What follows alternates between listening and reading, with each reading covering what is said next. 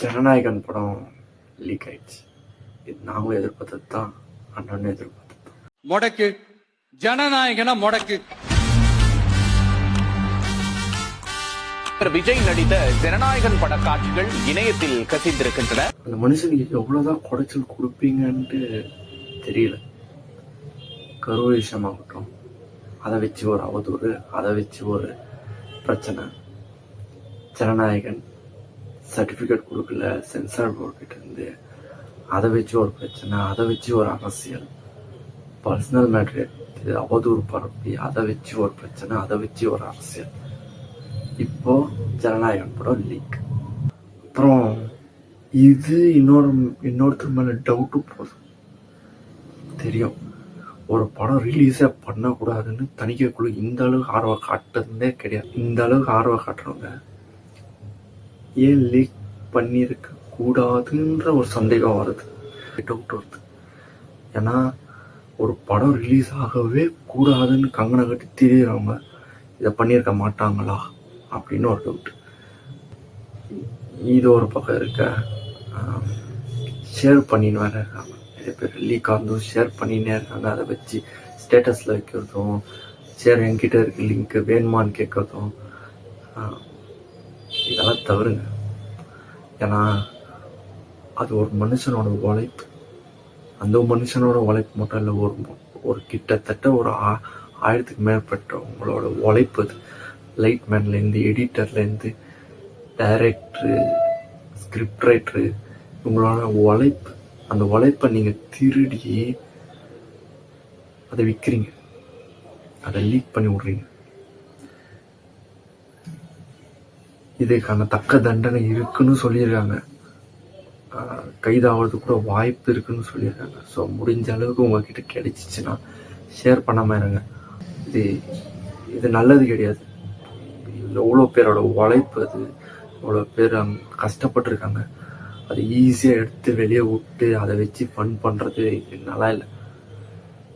இது லீக் பண்ணிட்டா விஜய் ஃபேன்ஸ் யாரும் தியேட்டருக்கு போக மாட்டாங்க. ஜனநாயகம் படம் வந்துச்சுன்னா தியேட்டருக்கு போக மாட்டாங்க. கில்லி படம் 100 தடவைக்கு மேலே பார்த்துருக்கோம்.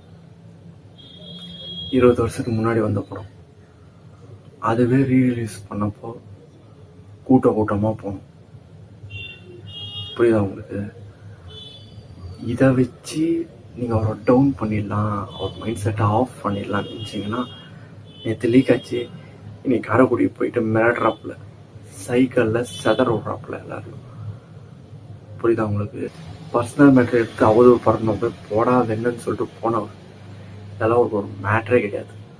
இந்த இன்சிடென்ட்ஸ் எல்லாம் தலைவா படத்தை ஞாபகப்படுத்துது. தலைவா படத்துல இப்படி தான் பண்ணீங்க, லீக் பண்ணீங்க. ஆனால் என்ன ஆச்சு? ஊரே உட்காந்து விசிட்ல படம் பார்த்துட்டான். இனி இந்த படம் ரிலீஸ் ஆனா எவன் பார்ப்பான் அப்படின்னு ஊரே பேசிக்கிட்டு இருந்தாங்க. ஆனா படம் எதிர்பார்த்ததை விட நல்ல வசூலாயிருக்கு.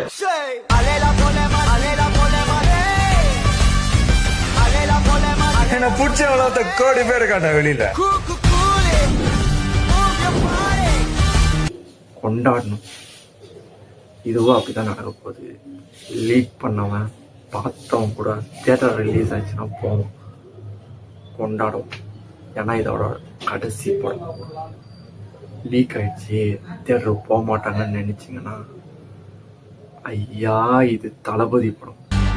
ஐயா இந்த தளபதி படம் அரங்க மதிர விசில் பறக்கவே. உங்களால அவரோட ஒரு